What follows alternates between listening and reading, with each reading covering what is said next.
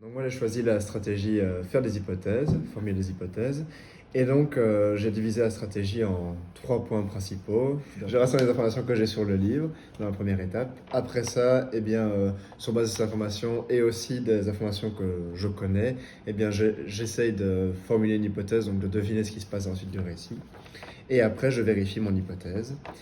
Et donc, sur mon référent, j'ai une première feuille qui décrit ce que je viens de dire, et après j'ai des détails supplémentaires si les enfants ont besoin de plus de détails. Donc, par exemple ici, qui, où, quand, ce qui s'est passé avant, est-ce qu'on sait sur ce qui va arriver.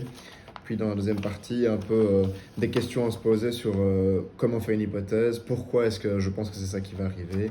Et enfin, pour vérifier, je vais aller voir dans le livre pour vérifier si j'ai raison ou pas. Donc, pourquoi est-ce que j'ai choisi de faire comme ça? Parce que ça permet la différenciation. Donc, les enfants qui ont plus de mal vont pouvoir se lever et venir soulever les feuilles. Les autres qui n'en ont pas besoin se servent uniquement de ce qu'ils voient là. Et ça permet également de mettre en mémoire, puisque l'enfant doit se lever pour aller consulter le document. Donc, à force de se lever et d'y aller, il va se souvenir, il n'aura plus besoin, après un petit temps, de ce qu'il y a derrière.